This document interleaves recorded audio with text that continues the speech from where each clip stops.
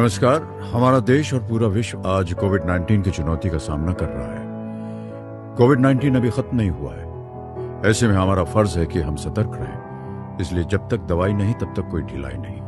Corona से बचाव के लिए जरूरी है नियमित रूप से हाथ धोना, मास्क पहनना और आपस में उचित दूरी बनाए रखना। याद रखिए, 2 गज दूरी, मास्क है जरूरी। खांसी, बुखार या सांस लेने में कठिनाई होने पर हेल्पलाइन नंबर 1075 पर संपर्क करें।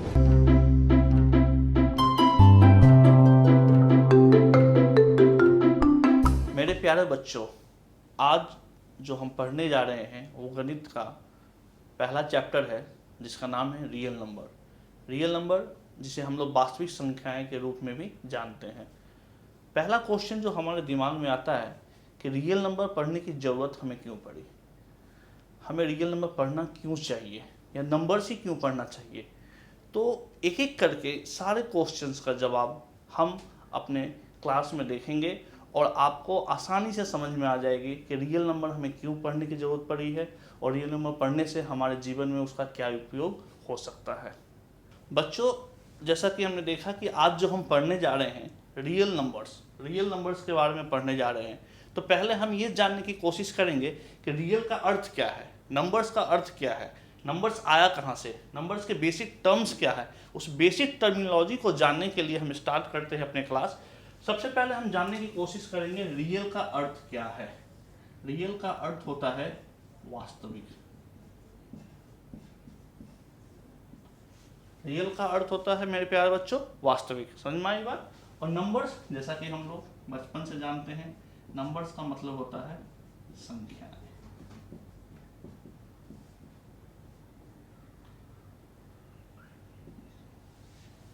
वास्तविक संख्याएं। आपसे एक क्वेश्चन पूछना चाहूँगा मैं कि नंबर्स को आप जानते हैं क्या, नंबर्स को देखा है कहीं, या यूँ कहें कि नंबर्स के बिना आप रह सकते हैं। बताइए आप। बिल्कुल नहीं, नंबर्स के बिना हम रह ही नहीं सकते हैं। जब हमारी सुबह नींद खुलती है उस समय से लेके रात तक सोने तक, या यूँ कहें कि अगले दिन सुबह उठने तक हम नंबर से ही घिरे हुए रहते हैं। जैसे कि अगर हमारी नींद खुलती है और हमें अपने विद्यालय जाने में लेट हो रही होती है तो हम अपने माँ या पापा जी से पूछते हैं कि पापा टाइम कितना हो रहा है, तो वहाँ एक वर्ड आता है 6 बज रहे हैं, 5 बज रहे हैं, 4 बज रहे हैं, 8 बज रहे हैं। 6, 5, 4, 8 ये क्या है? ये एक नंबर से। तो हम देखिए नंबर से घिरे हुए हैं। सुबह उठकर हम तैयार हो गए, तैयार होने के बाद जब ब्रेकफास्ट करते हैं, ब्रेकफास्ट में माँ हमारे लिए पराठे बनाती है और हम बोलते हैं, मम्मा पूछती है हमसे कि बेटे कितने पराठे खाएंगे आप। हम बोलते हैं माँ आज 2 पराठे खाऊंगा और 2 पराठे मैं लंच में लेके चला जाऊंगा। तो दो वर्ड जो आ रहा है वो भी हमारे नंबर्स है। तो ये नंबर्स आए कहाँ से, किस तरीके से आए और नंबर्स में हम क्या क्या पढ़ सकते हैं, उस बेसिक टर्मिनोलॉजी को हम लोग अब यहाँ से पढ़ना स्टार्ट करते हैं।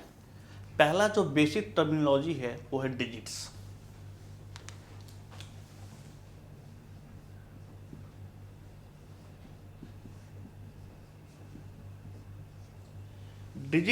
डिजिट्स को हम लोग हिंदी में कहते हैं अंक।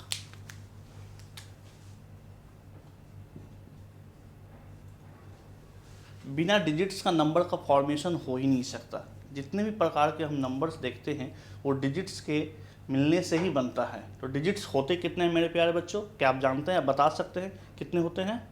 राइट, डिजिट्स की टोटल संख्या होती है 10। और कौन कौन से होते हैं, स्टार्ट करते हैं। 0, 1, 2, 3, 4, 5, 6, 7, 8, 9। 0 से 9 तक हमारी डिजिट्स होती हैं और इसे हम काउंट करें तो टोटल नंबर कितने हो जाते हैं? 10। तो डिजिट्स आप समझ में आ गए आप सभी लोगों को? Very good. अब डिजिट्स के बाद हमारा जो नेक्स्ट आता है वो आता है नंबर।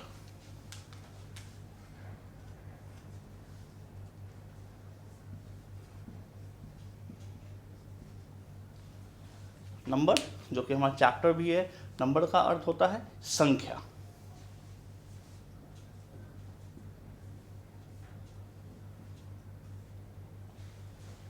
नंबर का फॉर्मेशन कैसे होता है? कोई बता सकता है? आप में से कोई भी बता सकता है कि नंबर का फॉर्मेशन कैसे होता है? नंबर का फॉर्मेशन कैसे होता है मेरे प्यारे बच्चों? नंबर का फॉर्मेशन डिजिट्स के कॉम्बिनेशन से होता है। या तो डिजिट सिंगल रूप में भी आ जाए तो भी वो एक प्रकार का नंबर है, या किसी प्रकार के कॉम्बिनेशन में आ जाए तो भी वो एक प्रकार का नंबर है। देखते हैं एग्जाम्पल में।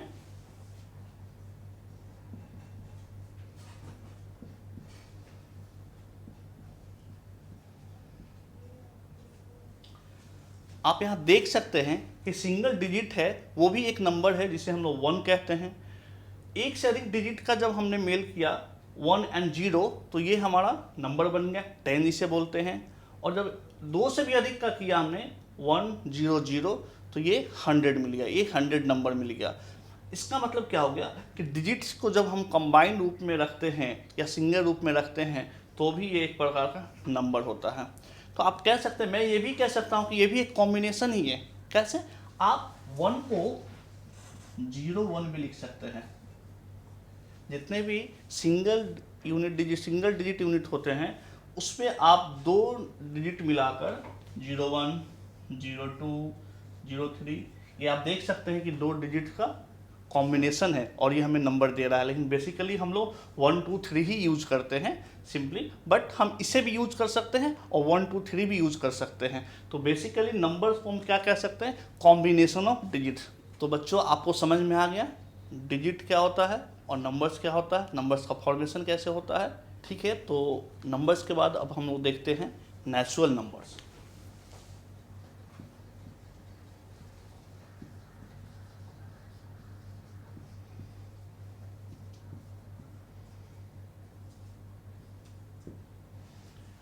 नेचुरल नंबर्स होता क्या है बच्चों? आप लोग जानते हैं क्या नेचुरल नंबर्स होता है? कोई भी आप लोग में कोई बता सकता है हमें कि नेचुरल नंबर्स होता क्या है? नेचुरल नंबर्स को हिंदी में हम लोग कहते हैं प्राकृतिक। आप नेचर वर्ड जानते होंगे, नेचर से ही आया है नेचुरल, प्राकृतिक।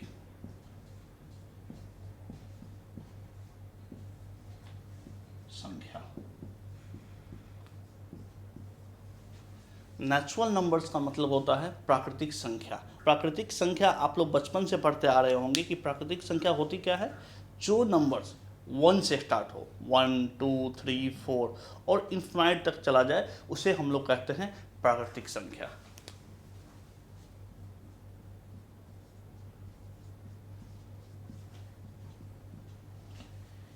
ये डॉट डॉट डॉट मतलब क्या है मेरे बच्चों? इसका अर्थ है कि ये नंबर कंटिन्यूअसली बढ़ रहा है, आगे की ओर ये बढ़ रहा है। ठीक है, तो नेचुरल नंबर आप सभी लोग को आसानी से समझ में आ चुका है। कोई प्रॉब्लम, किसी प्रकार की परेशानी? तो हम लोग आगे बढ़ते हैं। नेचुरल नंबर के बाद हमारा आता है होल नंबर।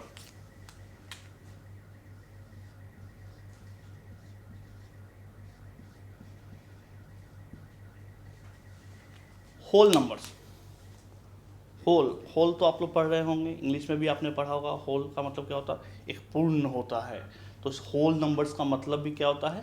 पूर्ण संख्याएं। ठीक है बच्चों,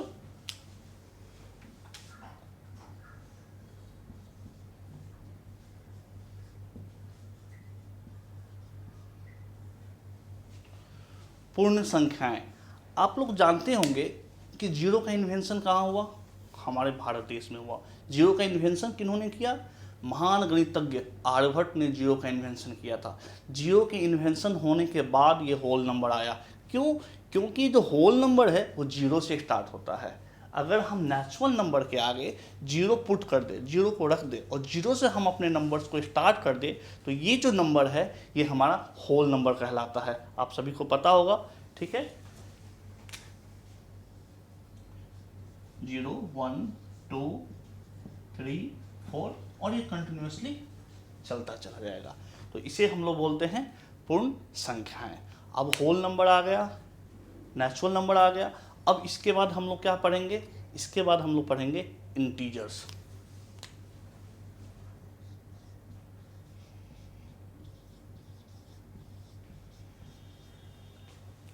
इंटीजर्स भी आप लोग बचपन से पढ़ते आ रहे हैं। इंटीजर्स का ज्ञान भी आपको 5वीं 6ठी क्लास में हो चुकी होगी कि इंटीजर्स होता क्या है। इंटीजर्स को बेसिकली हम लोग कहते हैं पूर्णांक। इसका अर्थ होता है पूर्णांक।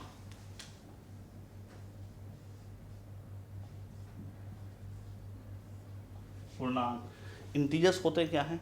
अच्छा, आपने देखा होगा, सपोज आपने क्वेश्चंस पढ़े होंगे बचपन में, ठीक है, कि अगर हमने 4 में से -3 किया तो ये हमें दे दिया 1, ठीक है।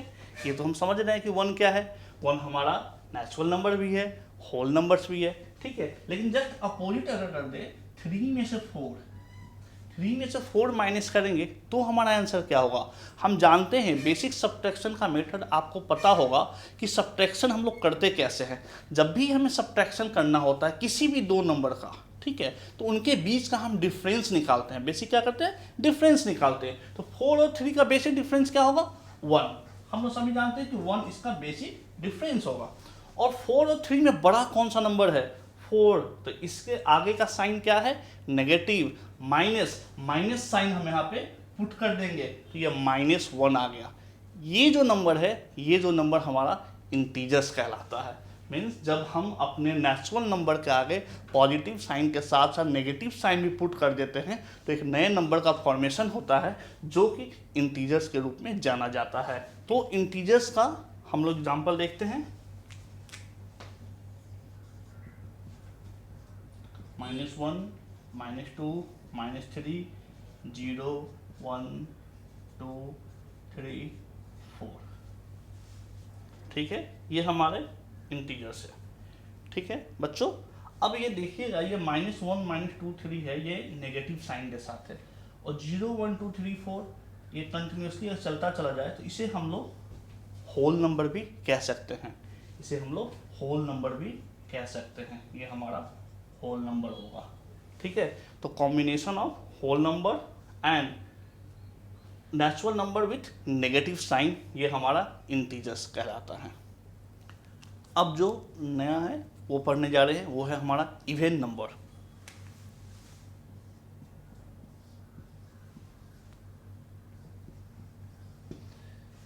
इवन नंबर भी आप लोग बचपन से पढ़ते हुए आ रहे होंगे कि इवन नंबर होता क्या है। इवन नंबर होता है सम संख्या, आप लोग जानते होंगे सम संख्या। इवन का मतलब होता है सम।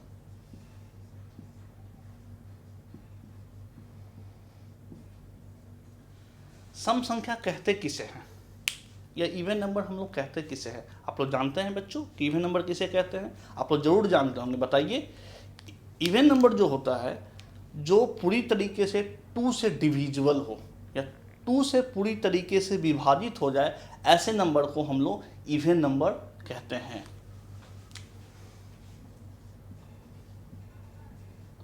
विच इज डिविजिबल बाय 2, जो 2 से पूरी तरीके से डिविजिबल हो जाए, डिवाइड हो जाए पूरी तरीके से, उसे हम लोग इवन नंबर कहते हैं। एग्जाम्पल लेते हैं हम लोग, आप लोग बताइए ना हमें। 4, क्या 4 2 से डिविजिबल है, करेक्ट, 2 से हमारा ये नंबर डिविजिबल है। नेक्स्ट एग्जाम्पल 84, क्या ये डिविजिबल है, एनीवन, कोई बता सकता है कि 2 से डिविजिबल है, राइट, ये भी 2 से डिविजिबल है। लेकिन आप सोचिए कि अगर कोई हमारा नंबर 10 अंकों का हो, उससे अधिक अंकों का हो, सपोज 8, 9, 6, 4, 8, 9, 2, 4, 3, 0, तो क्या बता सकते हैं, आपको टाइम लग जाएगा डिवाइड करने में। इसका भी एक आसान सा तरीका है, ये आप लोग पहले भी पढ़ चुके होंगे डिविजिबिलिटी रूल्स में, कि हम कैसे भी किसी नंबर को देखकर बता सकते हैं कि ये 2 से डिविजिबल है या नहीं है। तो इसके लिए एक आसान तरीका क्या है, कोई बता सकता है आप लोगों में से, करेक्ट, इसका एक आसान तरीका है कि हम इसमें यूनिट डिजिट चेक करते हैं, ठीक है। अगर हमारा यूनिट डिजिट क्या हो, 0, 2, 4, 6, 8, 0, 2, 4, 6, 8 अगर हमारे यूनिट डिजिट हो, इसका मतलब है ये कोई भी नंबर हो जिसके यूनिट डिजिट 0, 2, 4, 6, 8 होता है, वो पूरी तरीके से 2 से डिविजिबल हो जाता है। मतलब 2 से डिविजिबल, दैट्स मीन हम लोग कह सकते हैं कि ये जो नंबर है हमारा इवन नंबर है। इवन नंबर की जानकारी हमें मिल चुकी है। इवन नंबर के बाद आता है ऑड नंबर।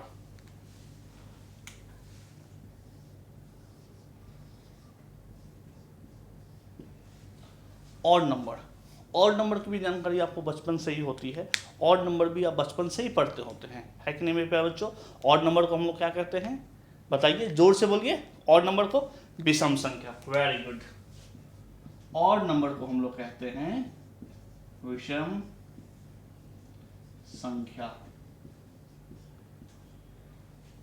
तो बच्चों ये बताइए कि ऑड नंबर कहते किसे है। ऑड नंबर का मीनिंग तो आपने बता दिया कि विषम संख्या होती है, बट मुझे ये बताइए कि ऑड नंबर कहते किसे है, बताइए। ऑड नंबर हम कहते हैं जो 2 से डिविजिबल ना हो। इवन नंबर में क्या था, जो 2 से डिविजिबल हो जाए, पूरी तरीके से डिवाइड हो जाए, और जो नंबर 2 से डिवाइड नहीं होगा उसे हम लोग ऑड नंबर कहते हैं। इसे लिख सकते हैं, which is not divisible by 2। ठीक है, जो 2 से पूरी तरीके से विभाजित ना हो उसे हम लोग कहते हैं ऑड नंबर। एग्जाम्पल लेते हैं सबसे पहले, और आपको बताना है कि ऑड नंबर है या नहीं है। तो फर्स्ट एग्जाम्पल है आपके सामने 5। ठीक है, ये 5 है कि नहीं है, आप बताइए। करेक्ट, ये 5 हमारा ऑड नंबर है। क्यों? क्योंकि अगर हम 2 से डिवाइड करते हैं 5 में, 2 2 जा 4 और 1 हमारा रिमाइंडर आ जाता है, तो 5 हमारा ऑड नंबर है। ठीक है, अब बताइए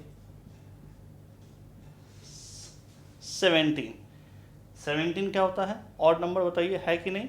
2 से आप डिवाइड करके देखिए, गुड, 2 से डिवाइड किया आपने 8 टाइम्स, 2 8 या 16, 1 जो रिमाइंडर है तो रिमाइंडर आ गया, पूरी तरीके से विभाजित तो हुई नहीं। तो पूरी तरीके से विभाजित नहीं हुई तो हम सिंपली कह सकते हैं कि ये जो है हमारा नंबर ये ऑड नंबर है कि नहीं। अब आपको बताना है, सेम इवन नंबर की तरह मैं आपको 10 नंबर का देता हूँ या उससे अधिक बड़ा देता हूँ, 5 7 6 8 4 9 2 3। अब ये बताइए, ये जो नंबर है हमारा ये ऑड नंबर है कि नहीं। तो इसका कंपेयर हम लोग इवन नंबर से करेंगे। पहले चेक करेंगे कि ये इवन नंबर है या नहीं। तो इवन नंबर चेक करने के लिए क्या हम देखते हैं कि हमारा यूनिट डिजिट पे क्या होना चाहिए था, 0, पीछे पेज में देखिए आप जो आपने लिखा है 0 2 4 6 8, 0 2 4 6 8 में से अगर कोई भी यूनिट डिजिट है तो 2 से डिविजिबल है, लेकिन उसके अलावा है तो 2 से डिविजिबल नहीं है। मतलब हम कह सकते हैं कि जो हमारे डिजिट्स की संख्या दी गई है टोटल 10, उसमें से 0 2 4 6 8 हटा दिया जाए तो जो डिजिट बचते हैं अगर वो यहाँ अवेलेबल है, इसका मतलब ये 2 से डिविजिबल नहीं है। कौन कौन सा नंबर हो सकता है, आइए देखते हैं उसे। यूनिट डिजिट की बात करते हैं तो हो सकता है 1 3 5 7 9 के बाद हम देखते हैं कि अगर आप सिंपली, ऐसा होता क्यों है, सोच के देखिए ऐसा क्यों होता है, क्यों यूनिट डिजिट पर हम ये चेक कर लेते हैं। अगर आप ये 2 से डिवाइड करेंगे इन सभी में रिमाइंडर आ जाता है, ऑटोमेटिकली रिमाइंडर आ जाता है। मतलब 1 3 5 7 9 यहाँ पे अवेलेबल होगा यूनिट डिजिट पे, तो हम देखकर उस नंबर को बता सकते हैं कि वो इवन है या ऑड है। ठीक है बच्चों, ये समझ में आ गया, कोई दिक्कत इसमें? गुड। अब जो नया नंबर हम पढ़ने जा रहे हैं वो है प्राइम नंबर।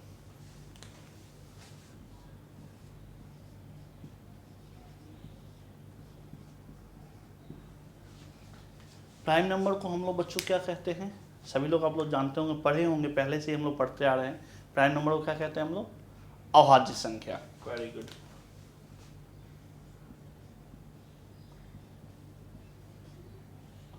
प्राइम नंबर को हम लोग कहते हैं अभाज्य संख्या। प्राइम नंबर होता क्या है बच्चों, आप बताएंगे कि प्राइम नंबर होता क्या है? गुड। प्राइम नंबर क्या होता है, इसे हम लोग 2-3 तरीके से देख सकते हैं प्राइम नंबर होता क्या है। ठीक है ना, प्राइम नंबर, अगर सपोज हम एक बात करते हैं फैक्टर की, ठीक है ना, फैक्टर वर्ड आपने सुना होगा, ठीक है। फैक्टर्स को हिंदी में हम लोग गुणनखंड कहते हैं।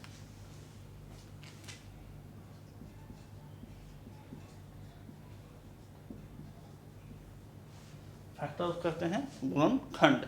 तो अगर मैं आपसे ये पूछूं कि 4 का फैक्टर क्या होगा, सिंपली मैंने आपसे ये पूछा कि 4 का फैक्टर क्या होगा, तो आप बताएंगे कि 4 का फैक्टर होगा 1। मतलब फैक्टर क्या होता है, जिससे वो डिविजिबल हो जाए, ये नंबर किस किस नंबर से डिविजिबल है पूरी तरीके से। तो 1 से तो सभी नंबर डिविजिबल है, ये तो आप सभी लोग जानते हैं। तो 1, 2 और 4, और इसके अलावा कोई भी नंबर है जिससे ये डिविजिबल है। किसी भी नंबर का सबसे बड़ा फैक्टर जो होता है वो खुद होता है, ठीक है, इस बात को ध्यान में रखिएगा कि 4 का अगर हम बोलेंगे सबसे बड़ा फैक्टर या यूं कहें कि सबसे लास्ट फैक्टर, तो 4 का सबसे बड़ा फैक्टर 4 ही होगा, क्योंकि 4 से जब नंबर बढ़ जाएंगे तो ऑटोमेटिकली इस नंबर से भी बड़ा हो जाएगा। तो जब बड़े नंबर से हम छोटे में डिवाइड करेंगे तो वो पूर्णतः विभाजित नहीं होगा, वो डेसिमल वगैरह में आ जाएगा, जो हम अभी आगे पढ़ेंगे इस चीज़ को। और सबसे छोटा फैक्टर किसी का पूछा जाए तो वो होगा 1। गुड, आप लोग सभी लोग जानते हैं कि 1 से सभी नंबर डिविजिबल है और 1 हमारा सबसे छोटा नंबर होता है। तो 1, तो 1, 2, 4, 6 की अगर बात करें तो 1 से डिविजिबल है, 2 से है, 3 से है और 6 से है। अब जो नेक्स्ट एग्जांपल, हम एक और एग्जांपल लेते हैं नंबर 12। 12 के फैक्टर कौन कौन होंगे? ये थोड़ा सा बड़ा नंबर है तो थोड़ा अधिक फैक्टर हो सकते हैं, नहीं भी हो सकते। 1, 2, 3, 4, 6, और भी कोई नंबर हो सकता है क्या? इतना काफ़ी है या कोई नंबर? नहीं होगा, लास्ट में होगा हमारा 12। मैंने आपको बताया था बच्चों कि किसी भी नंबर का सबसे बड़ा फैक्टर, यूँ कह लें सबसे लास्ट फैक्टर हमारा वो नंबर खुद ही होता है। तो 12 का फैक्टर हो गया 12, ठीक है। तो अब देखिए, मैं एक चीज़ और बताना चाहता हूँ कि बड़े नंबर है, सपोज आपने 1 लिया, तो 1 से अगर हम इसमें डिवाइड करेंगे तो कितने टाइम्स में डिविजिबल हो जाएगा पूरी तरीके से? 12 टाइम्स में। तो 12 भी हमारा एक फैक्टर हो गया। तो 1 और 12। 2 से हम इसमें डिवाइड करेंगे तो कितने टाइम्स में होगा? 6 टाइम्स में। तो 2 और 6 भी इसका फैक्टर कहलाएगा। और 3 से करेंगे तो भी ये हमारा 4 टाइम्स में होगा। तो आप देखिए, अगर इन दोनों को मल्टीप्लाई कर दिए तो भी 12 आ रहा है, 2 6 को हमने मल्टीप्लाई कर दिया तो भी 12 आ रहा है, और 3 4 को मल्टीप्लाई कर दिया तो इसमें हम क्या करें? मल्टीप्लाई करते रहिए, तो देखिए ये सब 12 ही आ रहा है। तो हम फैक्टर इस तरीके से आसानी से भी निकाल सकते हैं। अब एक छोटा सा एग्जाम्पल और लेते हैं, बस छोटा सा नंबर है 2। 2 के फैक्टर कौन कौन होंगे बताइए? 2 के फैक्टर 1 और 2। गुड, 1 और 2, क्योंकि 1 से डिवाइड किए 2, मैक्सिमम नंबर ही आ गया हमारा 2, और इससे बड़ा कोई नंबर हो नहीं सकता। 2 फैक्टर है, ऐसे कोई और भी नंबर इससे 2 फैक्टर है? बताइए फटाफट। Very good, 3। ये 3 भी हमारा एक ऐसा नंबर है जिसके 2 फैक्टर है, ओनली 2 फैक्टर, 1 और 3। तो बच्चों, प्राइम नंबर क्या होता है, क्या फैक्टर से इसका रिलेशन कैसे है वो मैं आपको बता देता हूँ कि रिलेशन कैसे है। जो भी नंबर, जिस नंबर के 2 ही फैक्टर हों, ठीक है, सिर्फ 2 फैक्टर, ओनली 2 फैक्टर, उस नंबर को हम लोग प्राइम नंबर कहते हैं। देखिए ये 2 हमारा, 2 के 1 और 2, तो 1 और 2 हमारा 2 ही फैक्टर है, तो 2 हमारा क्या कहलाएगा? प्राइम नंबर या अभाज्य संख्या। 3 का ले ले, 1 और 3, 1 और 3 किसका है? 3 का, तो ये हमारा क्या कहलाएगा? प्राइम नंबर, अभाज्य संख्या। मतलब जिसके भी 2 फैक्टर हों, ऐसे नंबर जिसके ओनली 2 फैक्टर हो, उसे हम लोग प्राइम नंबर कहते हैं।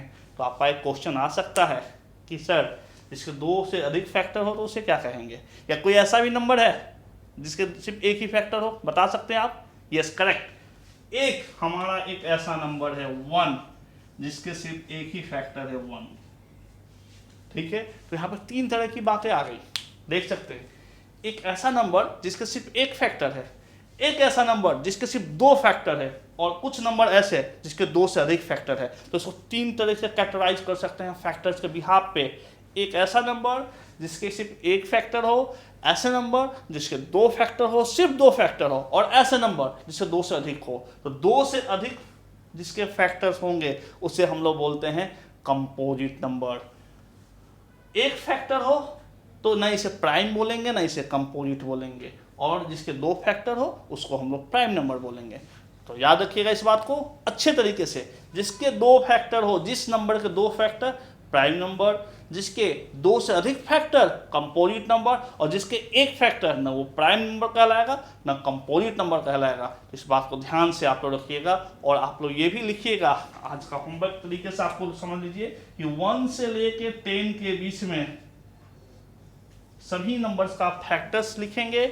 उस फैक्टर्स के बिहाफ पे ये बताएंगे कि कौन सा नंबर हमारा प्राइम नंबर है, कौन सा नंबर हमारा कंपोजिट नंबर है, और कोई ऐसा भी नंबर है इनके बीच में कि जो प्राइम भी ना हो कंपोजिट भी ना हो। याद रखिएगा, बीच में लिखना है, बिटवीन, ना कि 1 भी आप इंक्लूड करेंगे, 1 को इंक्लूड नहीं करेंगे। 1 और 10 के बीच के नंबर को आप लिखेंगे और बताएंगे उसमें कि किसके कितने फैक्टर है। तो पहले आप फैक्टर लिखेंगे और उसके आधार पर आप हमें बताएंगे कि प्राइम नंबर कौन सा है, कंपोजिट नंबर कौन सा है, और कोई प्राइम या कंपोजिट कोई नहीं है तो कौन सा नंबर नहीं है। तो हमने देख लिया, फैक्टर देख लिया, फैक्टर के बिहाफ पे हमने प्राइम नंबर देख लिया। अब हमें कंपोजिट नंबर देखते हैं जो अभी हम पढ़ रहे थे।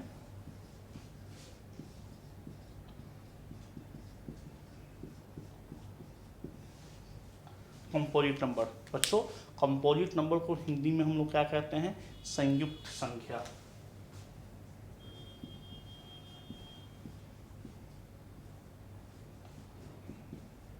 संयुक्त संख्या। तो जैसा कि हमने पढ़ा है अभी कि कंपोजिट नंबर किसे कहते हैं, मोर देन 2 फैक्टर। ऐसा नंबर जिसके 2 से अधिक फैक्टर हो उसे हम लोग संयुक्त संख्या कहते हैं। जैसे एग्जाम्पल में अगर हम ले लें, ठीक है, 8 ले लेते हैं। 8 का फैक्टर हम देखें, 8 का फैक्टर हम चेक करते हैं। 8 का फैक्टर आप लोग बताइए, 8 का फैक्टर क्या होगा। पहला फैक्टर 1, वेरी गुड। दूसरा फैक्टर 2, वेरी गुड। तीसरा फैक्टर 4, वेरी गुड। और कोई फैक्टर, यस, खुद लास्ट नंबर हमारा 8। 1 2 4 8 मतलब मोर देन 2 फैक्टर। इस बात को हमेशा ध्यान रखिएगा, मोर देन 2 फैक्टर्स। एक बार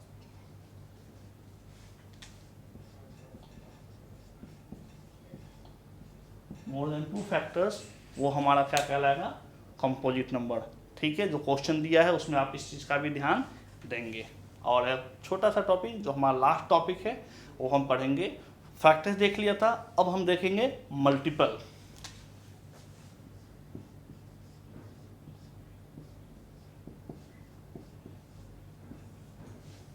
मल्टीपल, मल्टीपल आपको नाम से ही मालूम चल रहा होगा, आपने मल्टीपल का मतलब ही आप समझ रहे हो, मल्टीप्लाई करना। ठीक है ना, तो मल्टीपल की हम बात करते हैं जिसे हम लोग हिंदी में क्या कहते हैं, गुणज। ठीक है, अगर किसी नंबर का आपसे मल्टीपल पूछा जाए, ठीक है ना, मल्टीपल आपसे पूछा जाए कि बताइए मल्टीपल क्या होगा। सपोज हम आपसे पूछते हैं 2 का मल्टीपल, ठीक है ना, कि 2 का मल्टीपल आपसे पूछा जाए कि 2 का मल्टीपल क्या होगा। आप लोग पढ़ चुके हैं पहले भी, बताइए हमें 2 का मल्टीपल क्या होगा।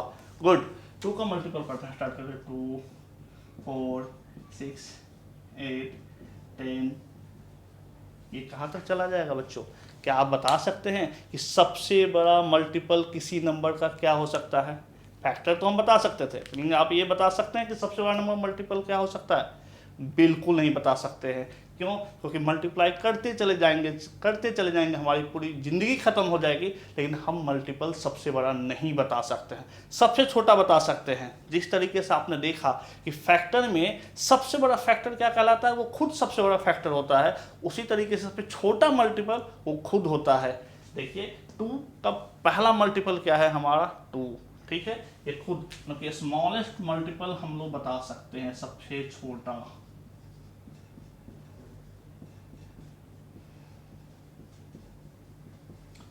Smallest multiple. बच्चों आज के बाद अगर आपसे पूछा जाए कि सबसे छोटा मल्टीपल किसी भी नंबर का क्या होगा, तो वो नंबर खुद ही अपने आप का सबसे छोटा मल्टीपल कहलाएगा। ये कॉन्सेप्ट पढ़ाने के पीछे रीजन क्या है, अभी जो हमें पढ़ना है वो बेसिक्स में आपको एक बता रहा हूँ। हाईएस्ट कॉमन फैक्टर और एलसीएम, लोएस्ट कॉमन मल्टीपल, दोनों में देख रहे हैं फैक्टर भी आ रहा है, मल्टीपल भी आ रहा है। दोनों में रिलेशन थोड़ा सा मैं बता देता हूँ आपको, जो आपको आसानी होगी समझने में। देखिए अगर फैक्टर की हम बात कर रहे हैं, फैक्टर अगर देखें कि 4, ठीक है, 4 का फैक्टर क्या है, 1 2 और 4। याद रखिएगा हमने यहाँ पे निकाला है फैक्टर।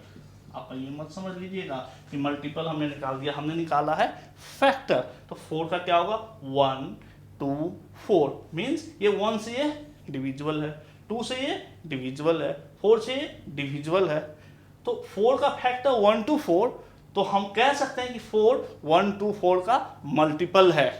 बात समझ में आ गई बात? ये अगर आप इस तरीके से देखें कि 4 का ये फैक्टर है, ये हम कह सकते हैं कि ये हमारा फैक्टर्स है, ठीक है। तो ये 1 to 4 जो होगा 1 to 4 का मल्टीपल होगा, क्यों? यहाँ देख सकते हैं 2 में 2 and 4 यहाँ मल्टीपल हमने लिखा है, 2 में 4 आ रहा है मल्टीपल। सेम अगर आप 1 का भी लिखेंगे मल्टीपल तो 1 2 3 4 5 6 ये आ जाएगा।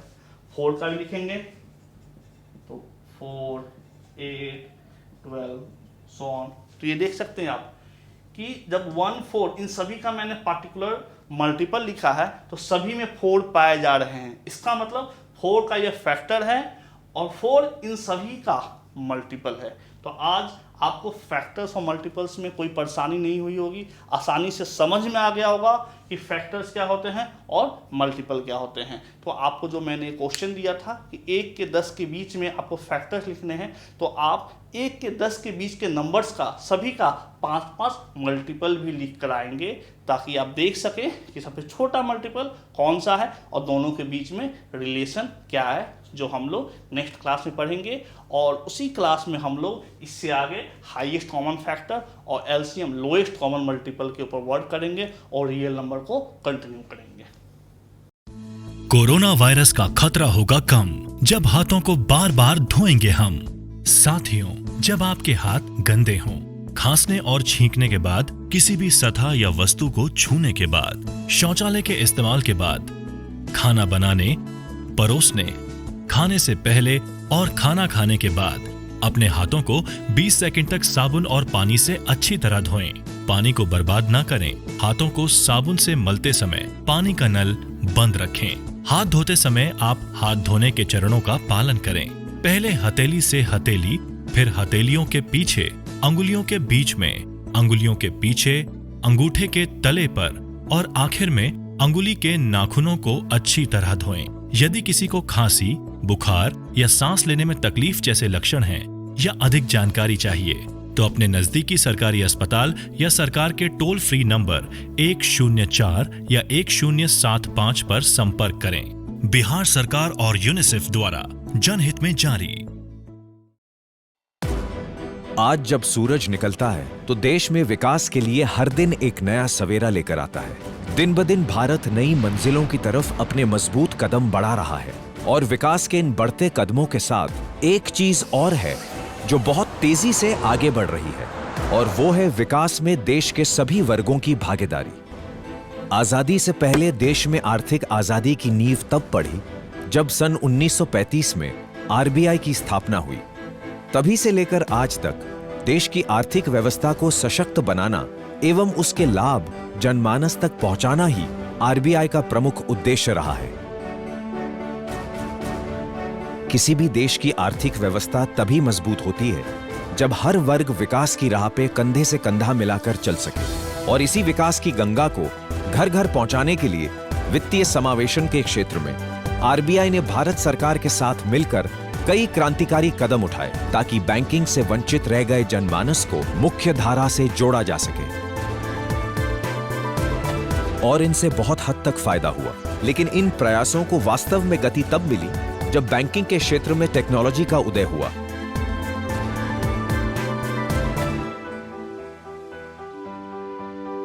आरबीआई ने टेक्नोलॉजी के माध्यम से बैंकिंग सुविधा को बढ़ावा देने के लिए बीसी मॉडल की घोषणा की, जिससे कमर्शियल बैंक्स द्वारा दूर दराज क्षेत्रों में बिजनेस करेस्पॉन्डेंट नियुक्त किए गए, और उससे जन्म हुआ कहीं भी कभी भी घर बैठे बैंकिंग का। इन बातों का असर कुछ यूं हुआ कि बैंकिंग पॉलिसी में एक मूलभूत तब्दीली आई। बैंकर्स का वित्तीय समावेशन को लेकर दृष्टिकोण बदला और उन्हें इसमें एक नई बिजनेस अपॉर्चुनिटी नजर आई। एक तरफ टेक्नोलॉजी की मजबूत बुनियाद पे सभी 6 लाख गांवों को फाइनेंशियल सर्विसेज से जोड़ा जा रहा था। वहीं आर्थिक साक्षरता को बढ़ावा देते हुए गांव कस्बों में कैंप्स लगा कर लोगों को बेसिक बैंकिंग से जुड़ने पर होने वाले लाभों की जानकारी भी दी जा रही थी। बैंकिंग क्षेत्र में ग्राहकों की समस्याओं का भी पूरा ख्याल रखा गया और उनकी शिकायतों को दूर करने के लिए अलग अलग व्यवस्थाएं की गईं। वित्तीय समावेशन मुहिम के बुनियादी ढांचे की रूपरेखा भी वक्त के साथ और बेहतर होती गई।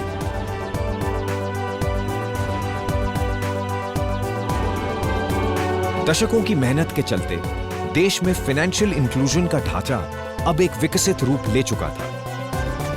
वित्तीय समावेशन की कोशिशों को एक मजबूत साथ तब मिला जब देश के प्रधानमंत्री श्रीमान नरेंद्र मोदी ने लाल किले से 15 अगस्त 2014 के दिन देशवासियों के लिए एक अनमोल तोहफा पेश किया। इस प्रधानमंत्री जनधन योजना के माध्यम से हम देश के गरीब से गरीब लोगों को बैंक अकाउंट की सुविधा से जोड़ना चाहते हैं। भारत सरकार की इस लोकप्रिय योजना को संपूर्ण रूप से सफल बनाने के लिए ये जरूरी है कि खाताधारी इन खातों का प्रयोग करे। खातों के प्रयोग से ही जहां गरीबों को सस्ती बैंकिंग सुविधाएं मिलेंगी, वहीं बैंकों की आमदनी भी बढ़ेगी। फाइनेंशियल इंक्लूजन प्रोग्राम और पीएमजेडीवाई को मिलाकर पिछले कुछ वर्षों में देश में 35 करोड़ से अधिक बैंक खाते खोले गए। अब ये हम सब की जिम्मेदारी है कि ये खाते न सिर्फ ऋण, जमा, पेंशन, इंश्योरेंस आदि प्राप्त करने का एक माध्यम बने, बल्कि खाताधारियों के लिए तमाम सरकारी सुविधाओं का द्वार खोलने का कार्य करें। हमारे नौजवानों में उसके हाथ में हुनर हो, काम करने का अवसर हो, तो एक आधुनिक हिंदुस्तान खड़ा करने की उसमें ताकत हो।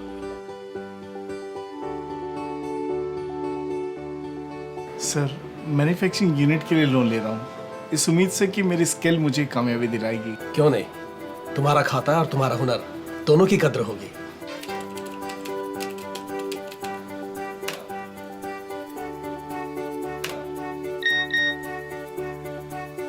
लीजिए सर, मैसेज भी आ गया। बधाई हो।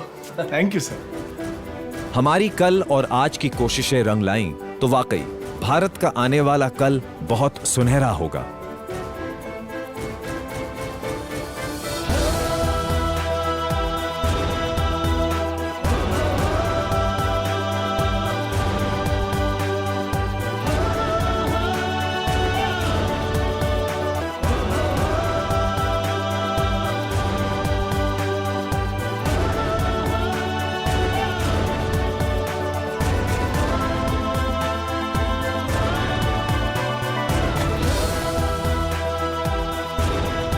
बहुत कुछ किया जा चुका है, बहुत कुछ करने की मंशा है। आइए सब मिलकर भारत को अधिक समृद्ध और विकसित बनाने की राह पर साथ चलें।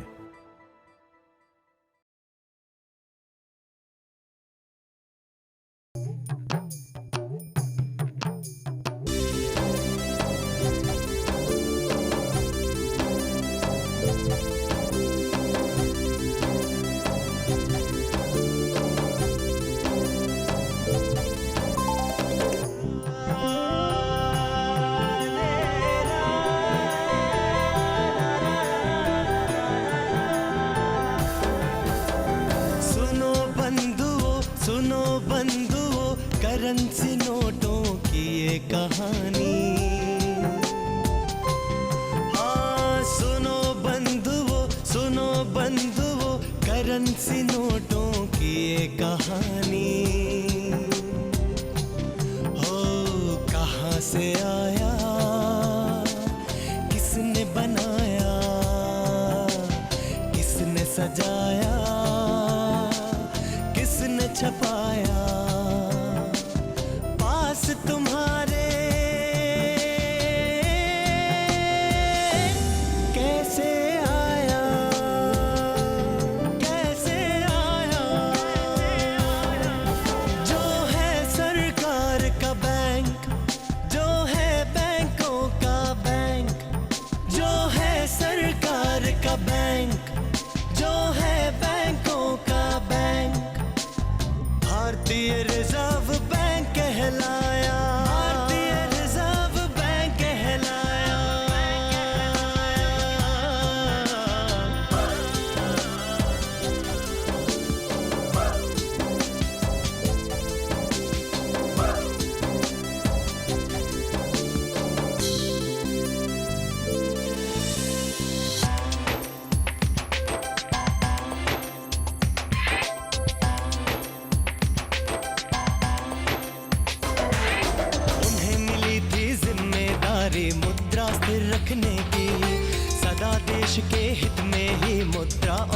के परिचालन की।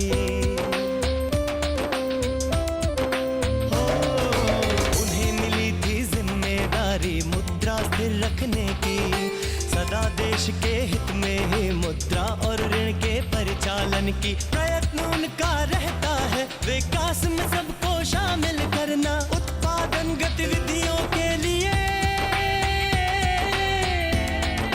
रोजगार उन्मुख क्षेत्रों में ऋण प्रवाह हो निरंतर। सुनो बंधुओं, रिजर्व बैंक की यही कहानी।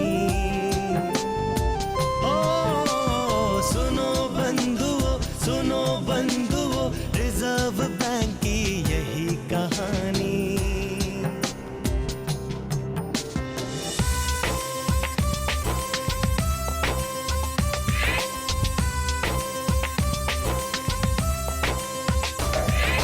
वित्तीय स्थिरता कायम रखना ध्येय है ये उनका, आपकी पूंजी सुरक्षित रखना लक्ष्य है ये उनका।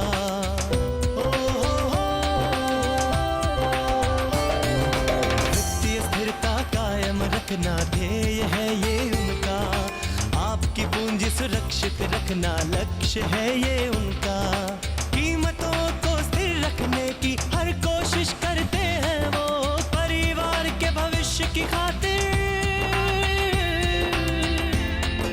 निवेश कर सकते हो तुम, योजना बना सको तुम। सुनो बंधुओं, रिजर्व बैंक की यही कहानी।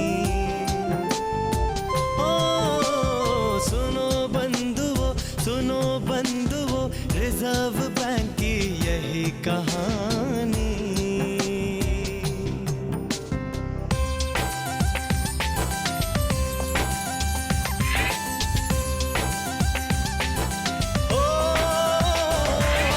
बच्चों को वित्तीय रूप से जिम्मेदार बनाना, यही प्रयास है रहता उनका वित्तीय समावेशन हो।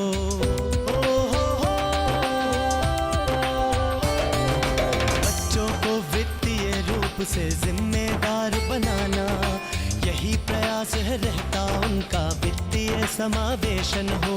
देश के घर घर में न केवल बैंक का खाता खुले, किंतु खाते से जुड़ी वित्तीय सेवाएं मिले। पैसा भेजना, उधार लेना, सारी सुविधाएं मिले।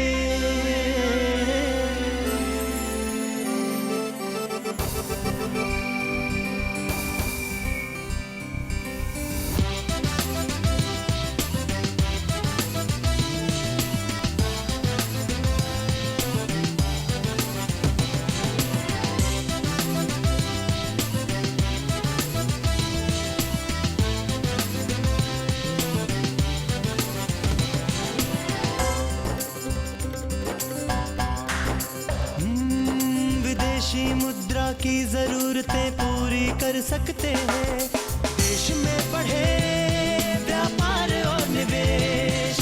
दैनिक लेन देन के लिए कुशल व्यवस्था करना, यही है लक्ष्य उनका, यही है लक्ष्य उनका।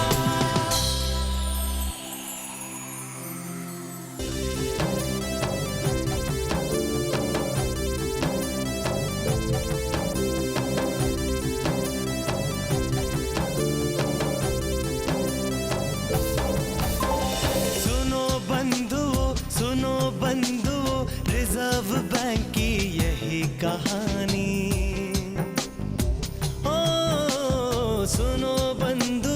सुनो बंधुओं, रिजर्व बैंक की यही कहानी।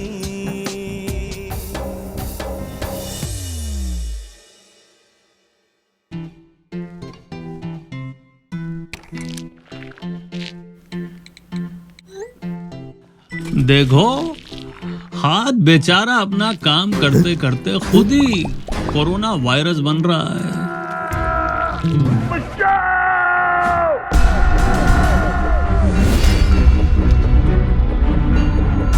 तुम मुझे 20 सेकंड दो, मैं तुम्हें इस वायरस से आजाद करूंगा।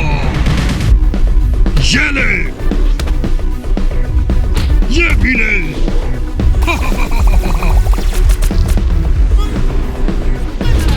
भाग जा,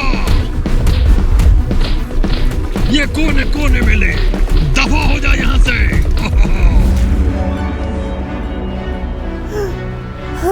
मैं जीत गया। मिलते रहना दिन में कई बार।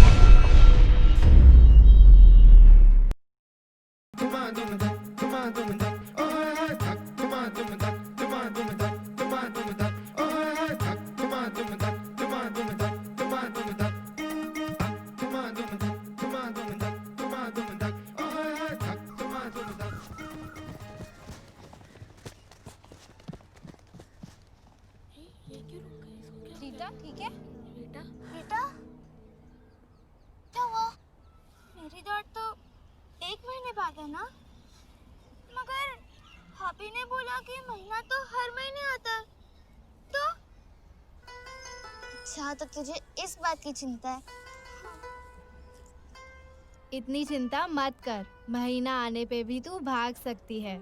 ये तेरा पहला महीना है ना? महीने को नियमित होने में कुछ साल लग सकते हैं, तब तक जरूरी नहीं है ये हर महीने आए। 2 से 3, 6 से 8 हफ्ते भी लग सकते हैं। मेरे तो प्राण ही निकल गए थे। लेकिन जब महीना नियमित हो जाएगा, तब तो वो 30 दिन पर ही आता होगा ना? इसका जवाब तुम्हें अगली पहेली में मिल जाएगा। पिछली पहेली तो तुमने हमारी मदद से सुलझा ली, मगर ये अकेले सुलझानी होगी, तभी तो पहेली की सहेली का खिताब मिलेगा और एक उपहार भी। उपहार? जल्दी से बताओ ना पहेली। अच्छा तो सुनो, महीने में एक बार आता, लगभग 28 दिन बाद फिर मुंह दिखाता। हिसाब लगाओ, अगर 16 को आता तो बताओ अगला फेरा कब लगाता। जो इसे सुलझाएगी पहेली की सहेली कहलाएगी कहलाएगी। ये क्या रुखसार, तुम जानती हो ना कि मुझे गिनती से कितना डर लगता है। जो डर गया वो मर गया। अच्छा, पहले फिर से सुना। महीने में एक बार आता, लगभग 28 दिन बाद फिर मुंह दिखाता। हिसाब लगाओ, अगर 16 को आता तो अगला फेरा कब लगाता। अगला फेरा 14 तारीख को। हाँ, अरे पहेली की सहेली, पहेली की सहेली, पहेली की सहेली। रुखसार, कहाँ है मेरा उपहार? कल तुम्हारा दर्द देखा नहीं गया, इसलिए ये बनाया। ये है खास कंगन, भाभी ने सिखाया। इससे तुम अंदाजा लगा सकती हो कि महीना कब शुरू होगा और कब खत्म। लेकिन कैसे? बताती हूँ। ये है पहेली की सहेली कंगन। इसमें 28 मोती इसलिए हैं क्योंकि अनुमानन लड़कियों में महीना 28 दिन के बाद आता है। 5 लाल मोती, 13 सफेद मोती और 10 नीले मोती। जैसे महीना शुरू होता है, रबर को लाल मोती के ऊपर ले जाओ, वो हुआ आपका पहला दिन। ऐसे ही हर दिन रबर को सरका के अगले वाले मोती के ऊपर ले जाओ। ज्यादा से ज्यादा महीना 5 दिन तक रहता है, इसलिए 5 लाल मोती। इसके बाद 13 दिन तक आपका शरीर महीने की आने की तैयारी करता है, जो इन 13 सफेद मोतियों से पता चलता है। फिर अगले 10 दिन जो ये नीले मोती हैं, इन दिनों आप महीने के आने की तैयारी करते हैं, क्योंकि महीने के आने का वक्त नजदीक है। जैसे ही महीना आए, रबर को पहले लाल मोती के ऊपर ले जाएं। ये है 28 दिन का महीना चक्र इस छोटे से कंगन में। थैंक यू सहेली। अब तो जब मुझे पता चल गया है कि इस और इस तारीख के बीच में आएगा, तब मैं कपड़े के साथ तैयार रहूं। और हाँ, इसके लिए तुम कैलेंडर पर निशान लगाकर भी अगले तारीख का अंदाजा लगा सकती हो। समझी? जी हाँ पहेली की सहेली। तो इसी खुशी में क्यों ना इस कंगन को एक नाम दिया जाए? क्यों? क्या नाम रख सकते हैं? पहेली की सहेली कंगन। हाँ, ये ठीक है। आज हथेली पर ये ट्रॉफी और महीने बाद दौड़ के जीत की ट्रॉफी। ये मेरा वादा है दोस्तों।